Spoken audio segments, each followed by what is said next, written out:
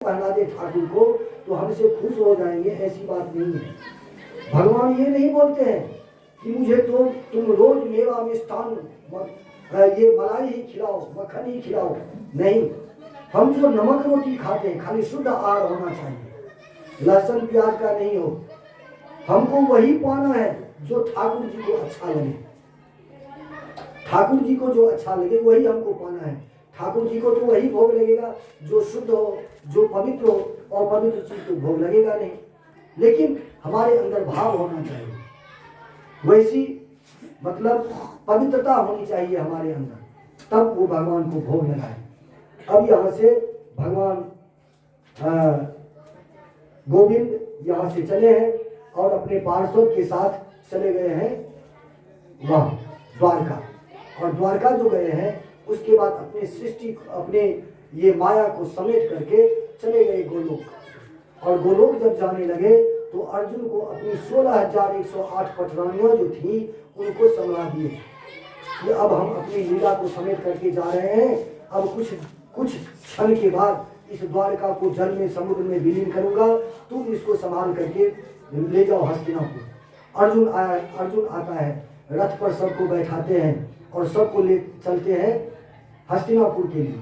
लेकिन भगवान फिर रास्ता में माया करते हैं, माया से भील बन करके आते हैं और सबको लूटने का प्रयास करते हैं कि सब गोपियों को हम लूट लें अर्जुन से। क्योंकि अर्जुन के पास वो सामर्थ्य नहीं रह गया, वो शक्ति नहीं रह गई। जब तक ठाकुर जी थे तब तक इनकी गांडीव में भी शक्ति थी, इनके बाहु में भी बल था।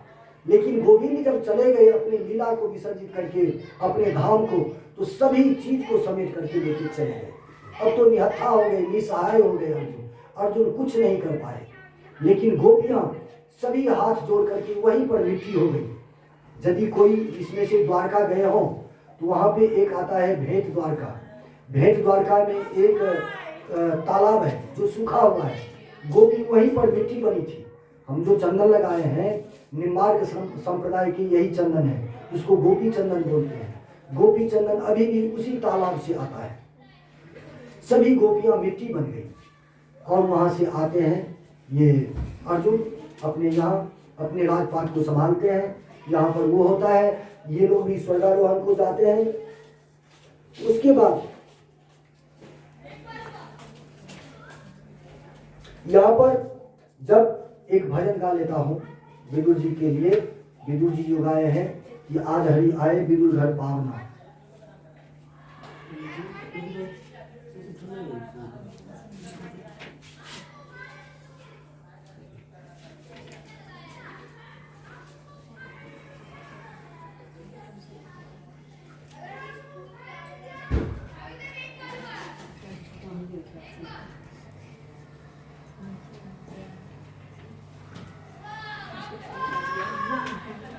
भोले भागे बिहारी लाल की जय। सभी प्रेम से गाएंगे।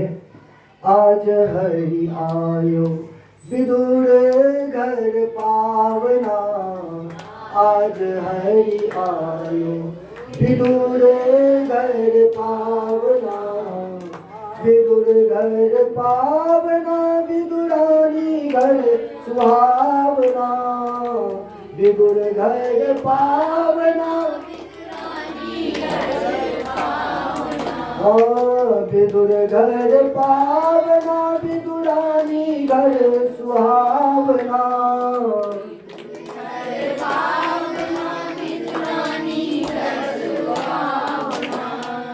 आज हरि आयो विदुर घर पावना, आज हरि आयो। विदुर नहीं घर थी विदुरानी, आवत देखे सारंग पानी। विदुर नहीं घर थी विदुरानी, आवत देखे सारंग पानी। आसन दे बैठाओ इनको, आसन दे बैठाओ ना। आज हरि आयो विदुर घर पावना, आज हरि आयो विदुर घर पावना। आज हरि आयो। कदली लेकर दूर गिरायो, छिलका प्रभु को खूब खिलायो। कदली लेकर दूर गिरायो, छिलका लेकर खूब खिलायो। लागे बहुत सुहावना, आज हरि आयो। विदुरे घर पावना, आज हरि आयो।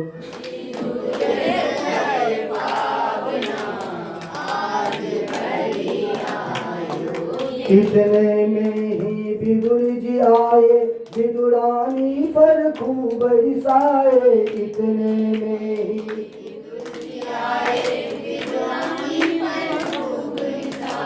इतने में ही विदुर जी आए, विदुरानी पर खूब रिसाए। प्रेम से भोग लगाओ ना, आज हरि आयो। विदुर घर पावना, आज हरि आए। सुनो विदुर हम भाव के भूखे, भाव बिना सब व्यंजन रूखे। सुनो विदुर हम भाव के भूखे, भाव बिना सब व्यंजन रूखे। ऐसा स्वाद पायो ना, आज हरि आयो। विदुर घर पावना, आज हरि आयो। बोलिए प्रेम से बालकृष्ण लाल की जय, भागवत भगवान की जय। अब सूत जी बोलते हैं 88,000 ऋषि को, और राजा परीक्षित प्रश्न करते हैं भगवान सुखदेव जी से कि सभी चीज तो आपने बहुत बढ़िया से बताई, लेकिन एक बात मेरे समझ में नहीं आ रही है कि आपने कहा कि प्रभु ही प्रभु है, अंत में भी, मध्य में भी और वर्तमान में भी। तो प्रभु का अवतार कैसे होता है और ये सृष्टि की रचना कैसे होती है, कैसे हुई, ये मुझे बताइए। तो भगवान सुखदेव जी बोलते हैं कि ऋषि कश्यप के 2 पत्नियां थी, दिति और अदिति। दिति से देवता और अदिति से देवता और दिति से दैत्य हुआ। तो अदिति के तो सभी पुत्र थे, देवता थे, और दिति महारानी को कोई संतान नहीं थी। तो एक दिन संध्या का समय था। संध्या का समय मतलब गोधूली बेला बोलते हैं। गोधूली बेला होता है 3:30 से 5:30, और 3:30 से 5:30 ब्रह्म मुहूर्त होता है सुबह में। तो गोधूली बेला में ये कश्यप ऋषि का आगमन होता है अपने आश्रम पर। आश्रम पर जब आते हैं तो दोनों पत्नियों से पूछते हैं कि देवी सब मंगल तो है, कहीं कोई क्लेश तो नहीं है। तो ये दिति महारानी जो थी, ये थोड़ा झुंझुला करके बोली क्या अच्छा रहेगा, सब तो अच्छा है लेकिन मैं बड़ी दुखी हूँ। क्या बात है, तो मेरी बहन को तो संतानें हैं लेकिन मुझे कोई संतान नहीं है, इसीलिए प्रभु मुझे संतान चाहिए और अभी चाहिए, तुरंत। तो महर्षि कश्यप ने कहा कि देवी अभी जिद मत करो, अभी का जो समय है संतान उत्पत्ति के लिए उचित नहीं है। लेकिन पत्नी का जिद करने लगी, और अभी का जो समय है देवी, अभी यदि संतान की उत्पत्ति होगी हमारे तुम्हारे माध्यम से, वो बहुत बड़ा राक्षस हो जाएगा। संध्या समय जो होता है वो संतान उत्पत्ति के लिए उचित नहीं होता है। क्यों कि इस समय महादेव अपने गण के साथ, पार्वती मैया के साथ विचरण करते रहते हैं, और उनके साथ जो गण रहता है, यदि गण की छाया पड़ जाए तो वो राक्षस हो जाता है। वो संतान यदि उस समय में किसी महिला को गर्भाधान संस्कार हो तो। लेकिन यहाँ तो पत्नी की जिद थी, अब जिद के आगे तो इनको झुकना पड़ा। बोले ठीक है, तो आशीर्वाद दिया, लेकिन संग संग श्राप भी दे दिया कश्यप ऋषि ने, और बोले कि संतान तो एक नहीं 2 होंगे, लेकिन दोनों महाराक्षस हो जाएंगे, महापापी होंगे। तो समय तो वो था, कामातुर थी दिति महारानी, उस समय तो कुछ ऊपर नीचा देखी नहीं, बाद में पछताने लगी, और उस गर्भ को 100 वर्ष तक अपने गर्भ में ही रखी। क्यों कि अब तो सात्विक प्रवृत्ति आई, आखिर है तो महात्मा की पत्नी। विचार तो आया कि मैंने बहुत बड़ा गलती कर दिया। तो बोले कि जब इसको हम गर्भ में ही रखेंगे, ये बाहर निकलेगा ही नहीं, तो फिर ये क्या उत्पात करेगा, क्या कोई किसी को कष्ट देगा। 100 वर्ष तक गर्भ में रखा, लेकिन जो गर्भस्थ शिशु कभी ना कभी तो बाहर आएगा ही आएगा। 100 वर्ष के बाद वो बाहर निकलता है, और बाहर निकलते ही एकदम उत्पात मचाने लगता है। हिरण्याक्ष और हिरण्यकश्यप हुआ। तो हिरण्याक्ष क्या किया कि जन्म लेते ही पृथ्वी को, अब सृष्टि की जो रचना होगी वो बता रहे हैं, जन्म लेते ही पृथ्वी को पाताल लोक में छुपा दिया। तो ब्रह्मा जी अब सृष्टि की रचना कर ही रहे थे कि अब तो पृथ्वी नहीं है। जब भगवान विष्णु बोले कि आप सृष्टि की रचना कीजिए, कैसे कीजिए, ब्रह्मा की उत्पत्ति कैसे हुई ये सुनिए। ये सृष्टि जो है, ये संसार जो बसा हुआ है ये पृथ्वी पर है, और पृथ्वी कहाँ है तो समुद्र पर है। 4 भाग इस जल को किया नारायण ने, और 1 भाग में पृथ्वी दिया, 3 भाग में जल को छोड़ दिया, और जल में स्वयं वास किया। तो उसका नार का मतलब होता है जल, और उसमें जो वास करे उसका नाम है नारायण।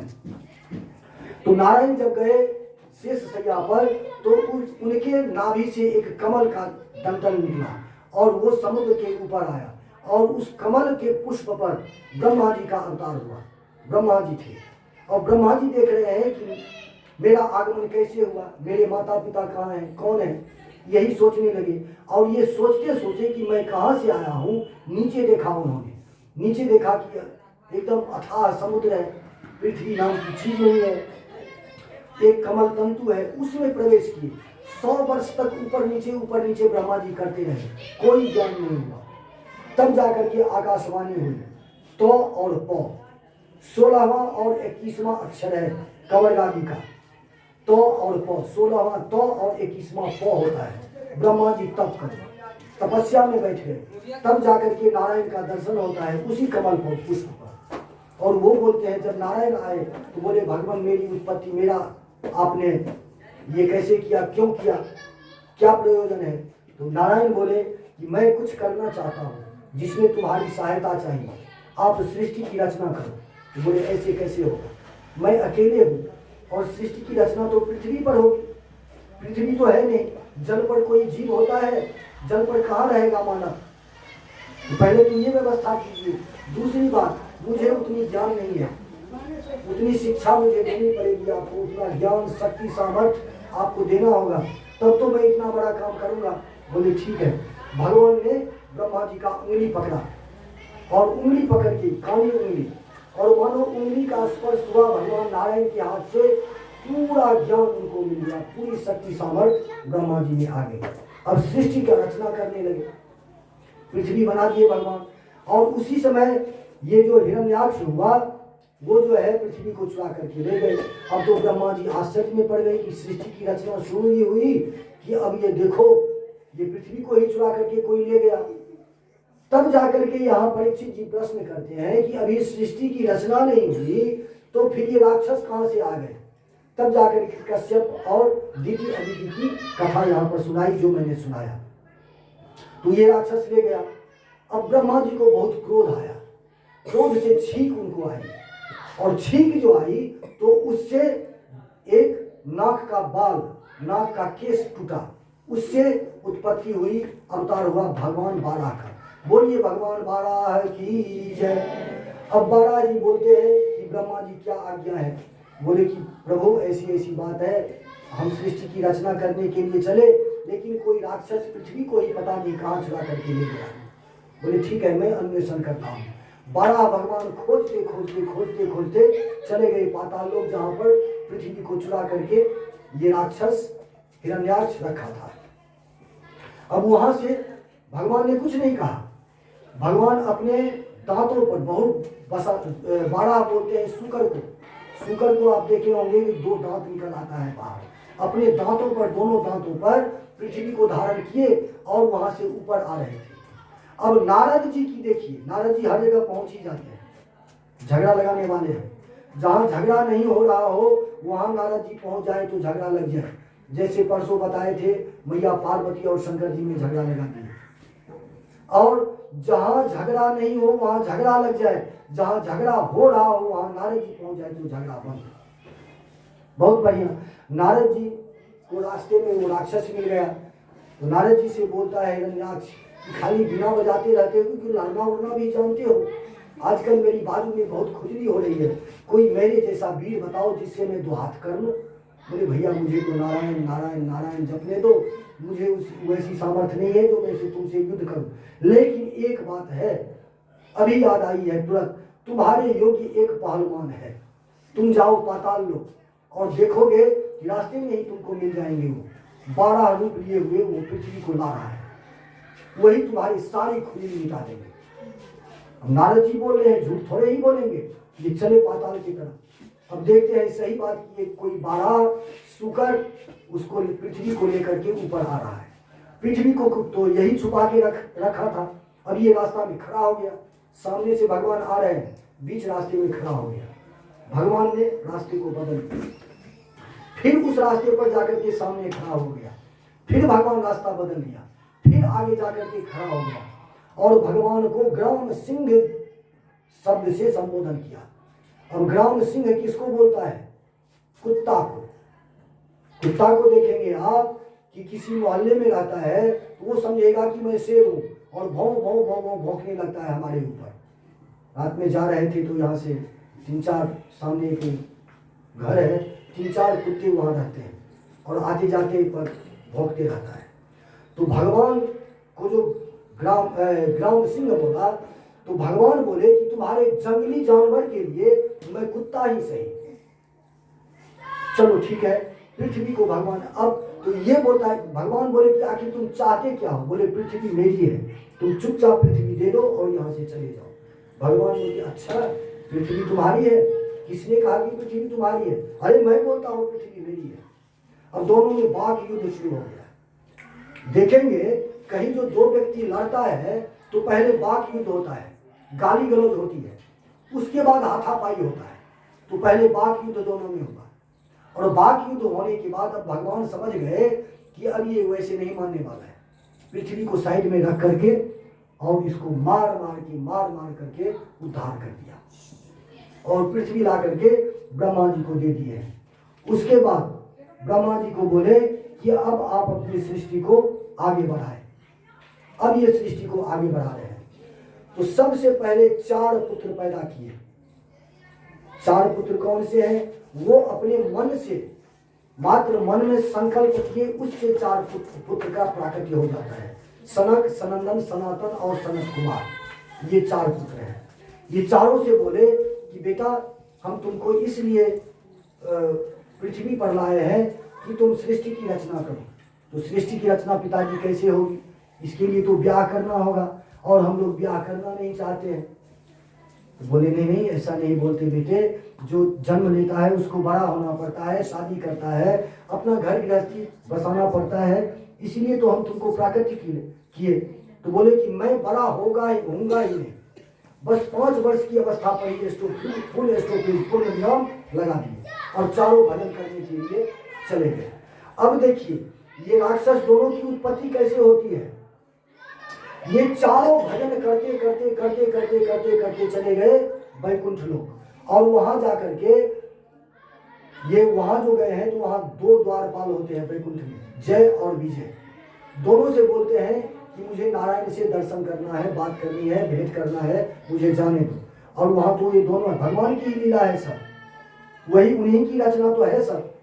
तो वो बोले कि जब तक भगवान का आदेश नहीं होगा तब तक अंदर आपको हम नहीं जाने देंगे। और इनको भजन की शक्ति, और जिसके पास आप देखेंगे कि जो ज्यादा भजन करता है उसके पास गुस्सा भी ज्यादा होता है।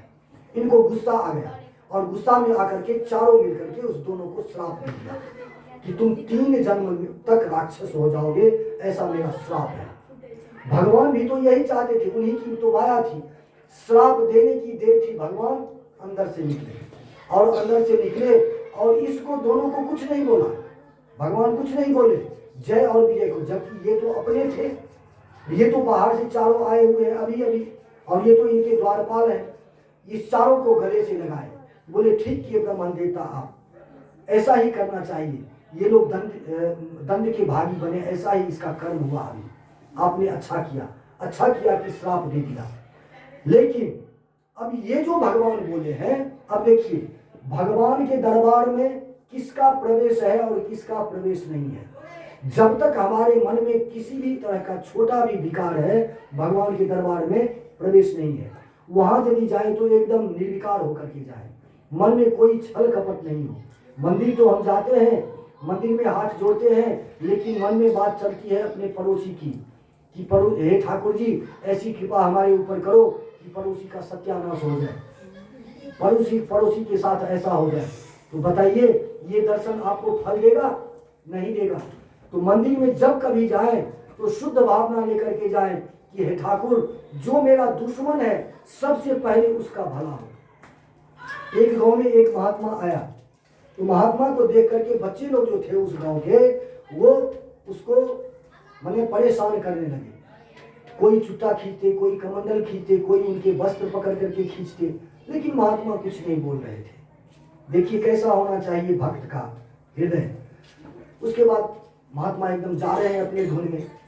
गांव से बाहर एक नदी थी, नदी को पार करना था, नौका था, नौका पर सवार हुए, सभी बच्चे भी चढ़ गए और नाविक जो था मल्लाह उस नौका को खे रहा है। जब बीच नदी में गई नाव, तो भगवान अंदर से उसको बोलते हैं, उस महात्मा को बोलते हैं, महात्मा यदि तुम बोलो तो नौका को मैं डुबो देता, तुमको बचा लूंगा, लेकिन जितने भी उद्दंड बच्चे हैं सबको डुबो दूंगा, उसको नहीं बचाऊंगा। भगवान से बात हो रही है अंतरात्मा से।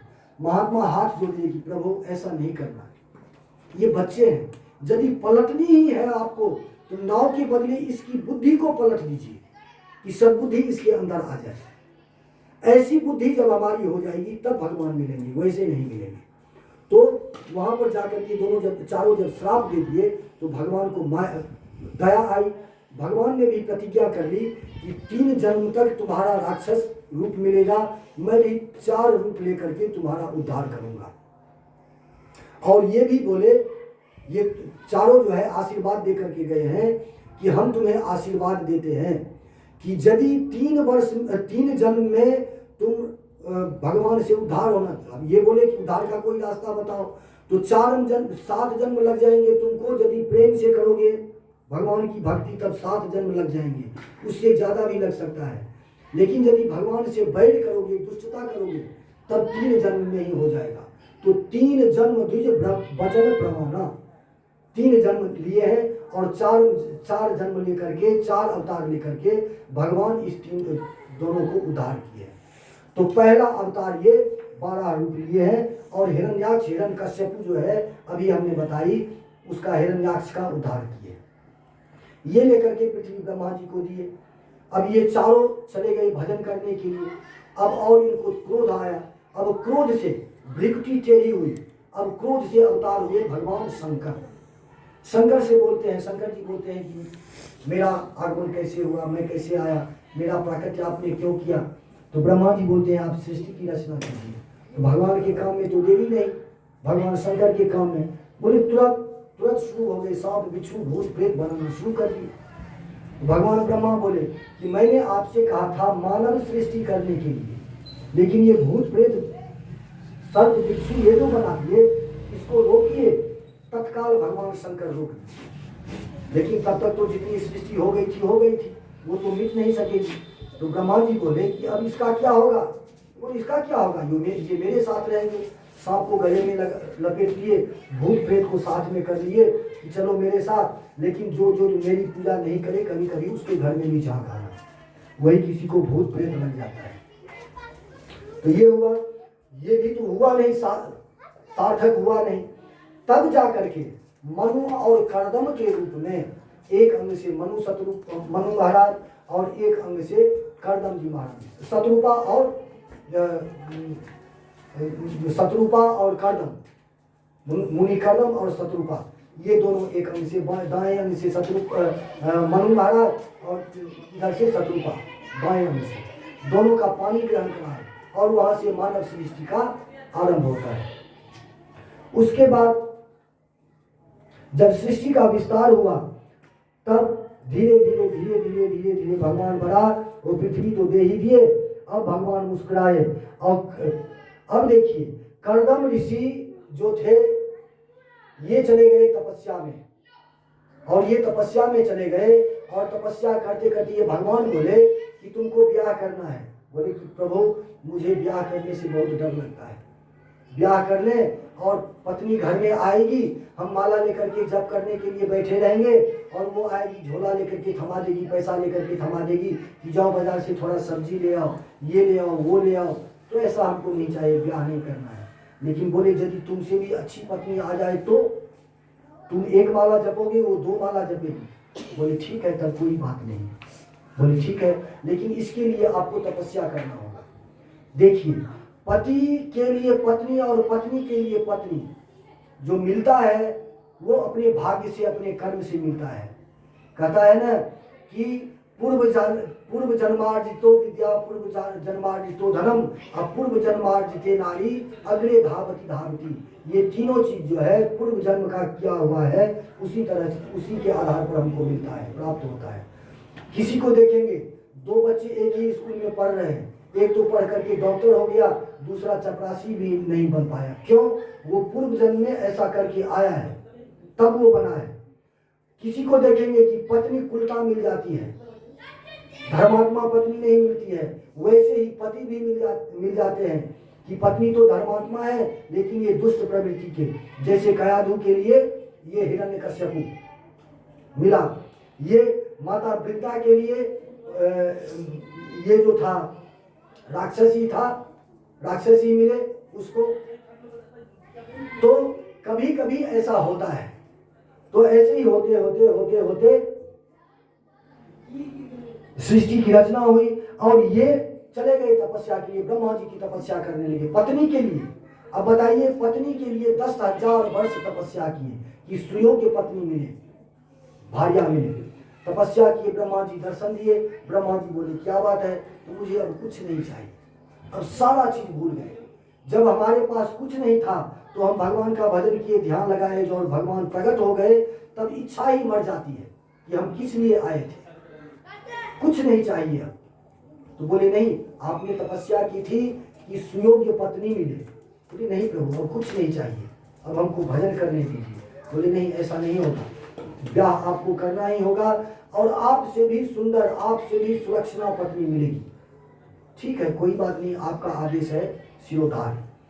तब कर्दम ऋषि के लिए पत्नी आई है, वो ब्याह करके वहां से गए, अपने आश्रम में गए, और अपने आश्रम में जाने के बाद 36,000 वर्ष के लिए तपस्या में चले गए।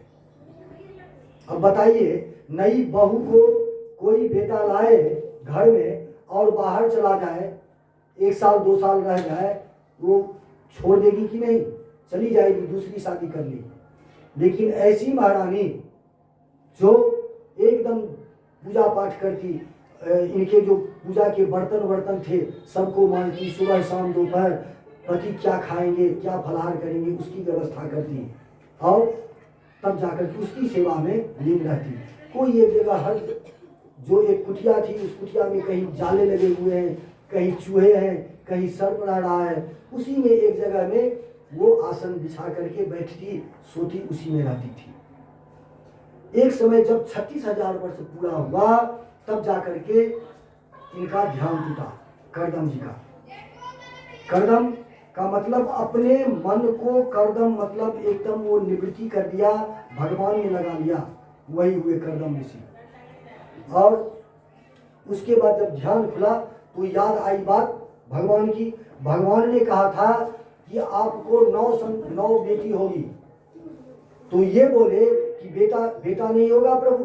बोले बेटी के बाद 9 बेटी जब हो जाएगी तब बेटा 10वां बेटा मैं बन के आऊँगा। देवहूति महारानी की, देवहूति और कपिल जी बेटा है उनके, और 9 भक्ति महारानी आई, मुनि कर्दम और देवहूति महारानी, इनका दोनों जब पानी ग्रहण संस्कार होता है तब जाकर के। और 9 क्या है, तो 9 प्रकार की भक्ति है जो रामायण में भगवान राम सबरी मैया को उपदेश किए हैं कि प्रथम भगति संतन कर संगा, दूसरा रतिमम कथा प्रसंगा, तीसरी मतलब ऐसे ही है, 9 प्रकार की भक्ति है, वो है।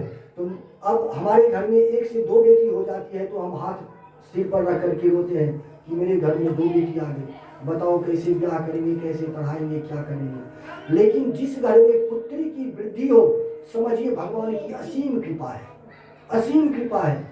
मेरे गांव में मेरे चाचा लगेंगे, मैंने अपने सामने की बात बता रहा हूँ, उनकी 4 बेटी, और जिस टाइम में ब्याह किए थे फूक करके खाते, सुबह में खाते शाम के लिए लालाई, शाम को खाते सुबह की चिंता।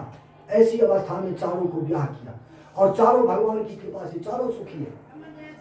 कोई भी संतान जो हमारी आती है हमारे भरोसे नहीं, वो उसके भरोसे हम जी रहे हैं, उसके भरोसे चल रहे हैं। क्या पता कि मेरी बेटी है, बेटी के ही भाग से हम कमा रहे हैं, बेटा के ही भाग से कमा रहे हैं, वो भार नहीं है, हम उसके ऊपर भार हैं, ये समझिए। तब जाकर के ये कर्दम ऋषि और इनका जो पानी ग्रहण संस्कार हुआ, 9 बेटी हुआ, 9 को 9 जगह अपना शादी विवाह हो गया। इसी में से एक धर्म के लिए एक ये सती महारानी, जो सती इन्हीं की पुत्री है, जो राजा दक्ष के यहाँ ब्याही गई, 9वीं बेटी। अब जब सब कुछ हो गया तो कर्दम ऋषि जब 9वें पुत्र आया तो बोले, जब कपिल भगवान आए तो बोले कि आपने प्रतिज्ञा की थी कि जब आप हमारे पुत्र बन करके आएंगे तो मैं जंगल चला जाऊंगा आपकी तपस्या करने के लिए, सो आप जाइए। बोली बेटा तुम्हारी मैया को कौन देखेगा? बोले मैं हूं ना, मैं संभालूंगा सभी। भगवान कर्दम चले गए जंगल और दशम स्कंद का पाठ करते करते अपने भगवान में मिल गए। अब घर में ये भगवान कपिल और देवभूति महाराज 2 ही बच गए।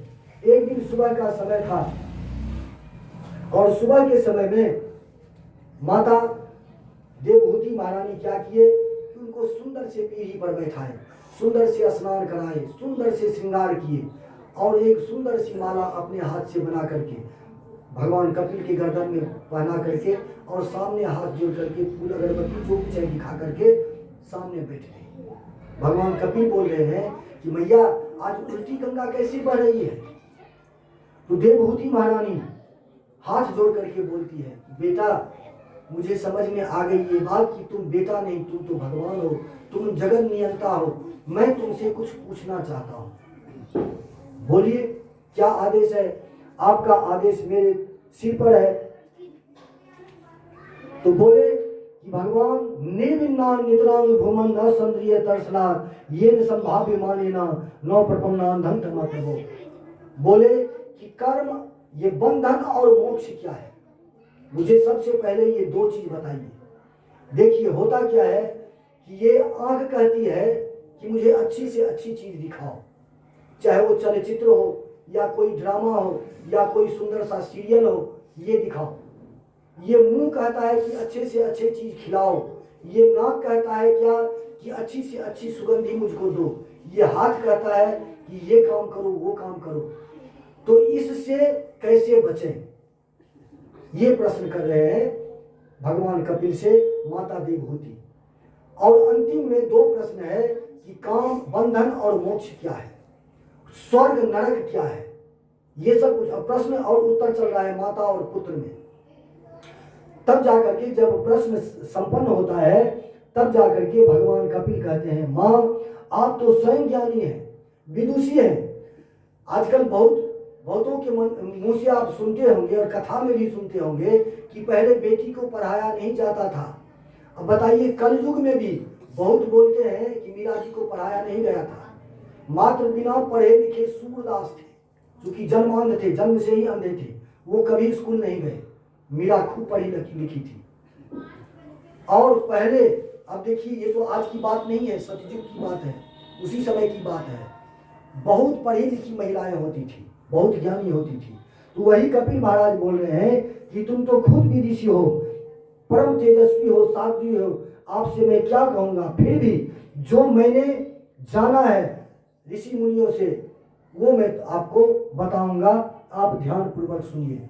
देखिए संयम और नियम, इसके द्वारा अपने इंद्रिय को वश में किया जा सकता है। यदि संयम और नियम नहीं हो तो इंद्रिय को अपने वश में नहीं कर सकते हैं।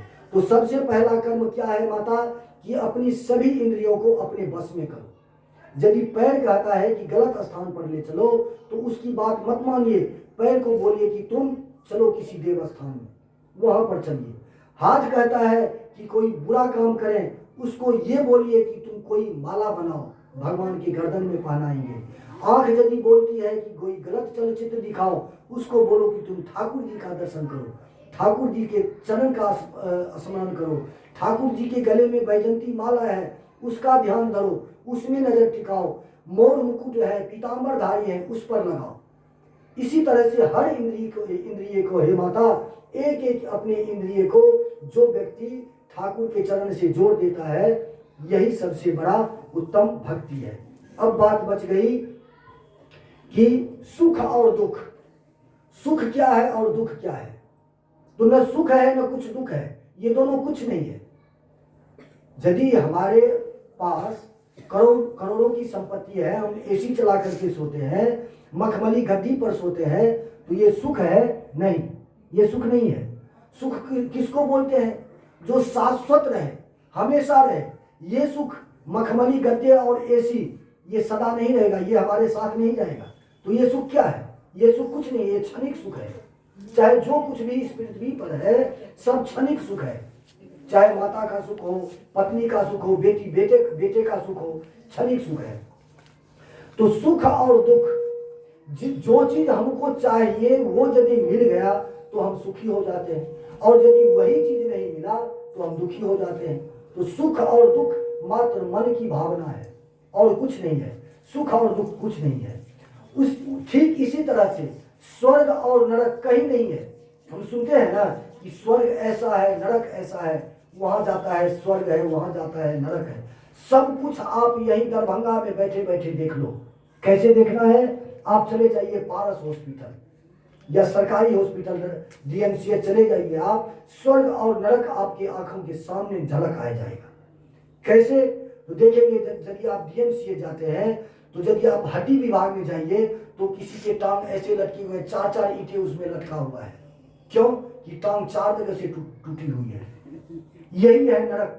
जिस विभाग में जाए, आंख विभाग में जाए तो हजारों की संख्या में माता और जितने भी बुजुर्ग हैं सब आंख के ऑपरेशन कराए हुए बैठे हैं। किसी का पेट खुला हुआ है, किसी का माथा खुला हुआ है, ऐसे है।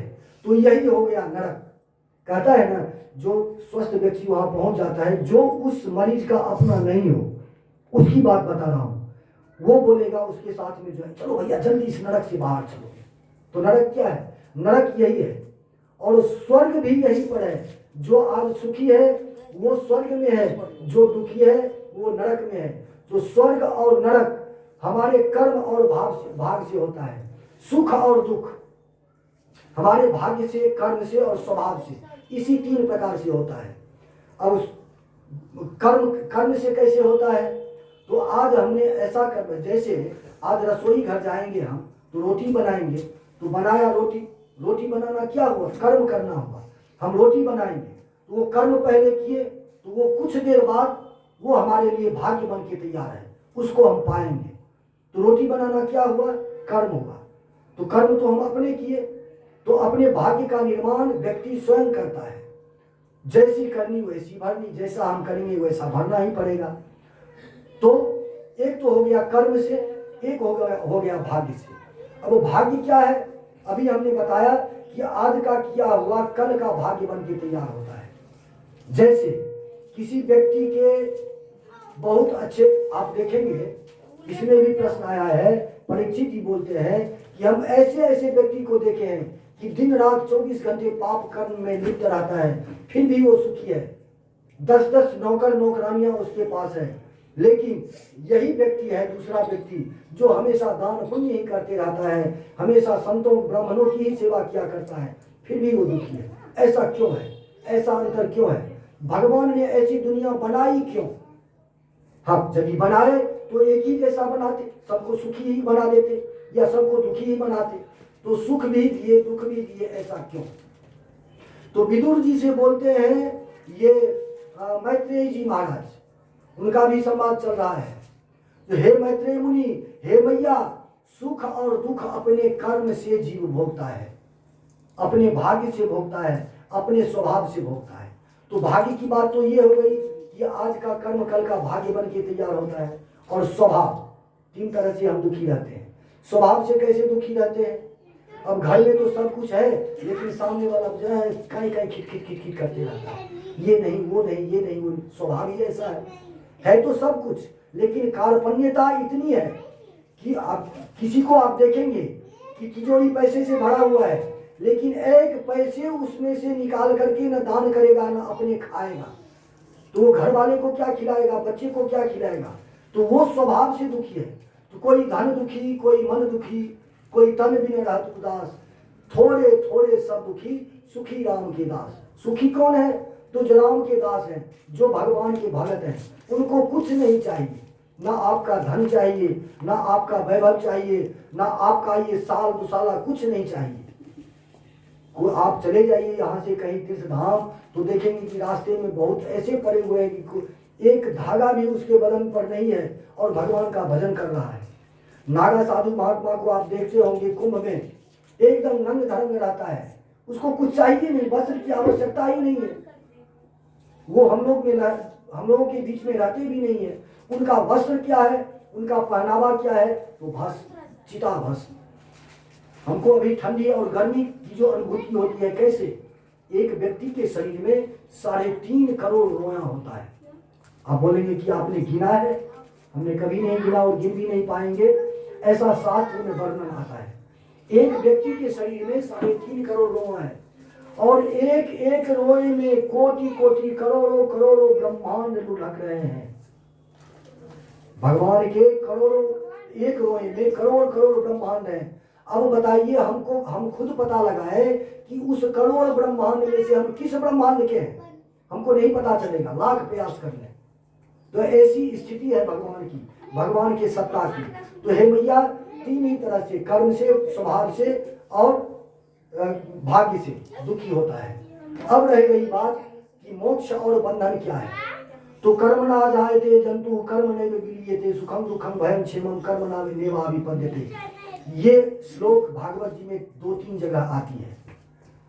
जब भगवान का नामकरण होता है, नामकरण होने के बाद जब इंद्र की पूजा होती है, तब भगवान खुद अपने मुंह से बोले हैं बाबा को कि बाबा, अपने कर्म से सुख और दुख भोगता है आदमी। किसी को सुख देने से सुखी नहीं होता, किसी को दुख देने से दुखी नहीं होता।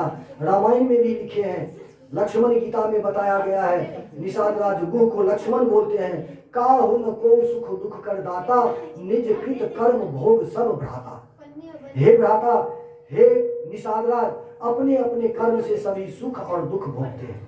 इसमें न मेरी गलती है न आपकी गलती है।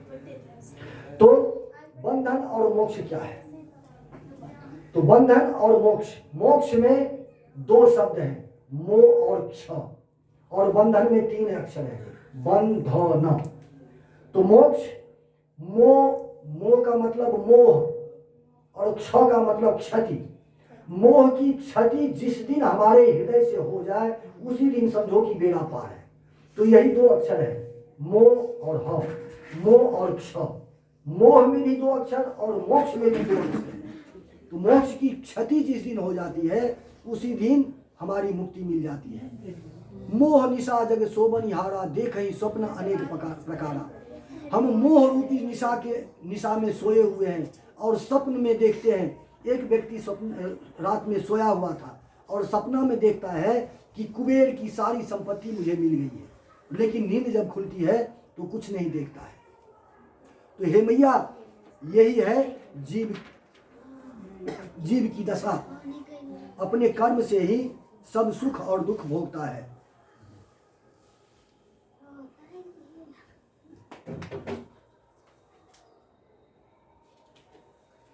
यही दोनों में कथा वार्ता होते होते सिद्धिदा नाम की नदी चली है, और भगवान कपिल जो उपदेश दिए हैं, ये मैया देवहूति महारानी का शरीर पानी पानी हो गया, एकदम पानी में परिवर्तित हो गया, और वही उसी नदी को सिद्धिदा नदी बोलते हैं। और भगवान कपिल चले गए हैं कहाँ? तो समुद्र की तरफ, जिसको कपिल आश्रम बोलते हैं, जो साल में एक बार हमको दर्शन होता है, वो मकर संक्रांति के दिन। और वहाँ पर कपिल आश्रम है। कपिल आश्रम वहाँ पर ही क्यों है, ये अब हम बताते हैं। वैसे समय तो है अभी, यदि बताने लगे तो अभी भी हम बहुत मतलब संक्षेप में निकले हैं। यदि बताने लगे और कहने लगे तो एक एक विषय, एक एक जो उपदेश है, अभी देवभूति महारानी और भगवान कपिल का जो संवाद है, इसी में 3-4 घंटा लग जाएगा। लेकिन यदि ऐसा करेंगे तो फिर भागवत जी पूरा नहीं हो पाएगा। तो बोल रहे थे कि अब जो उसमें से एक हिरण्याक्ष और हिरण्यकश्यप ये बताए, तो अब ये हिरण्यकश्यपु जब सुना कि हमारे भाई का वध भगवान नारायण ने किया है, तो इसके मन में बहुत क्रोध आया। घर आया और घर आकर के अपने सभी परिवार के सदस्य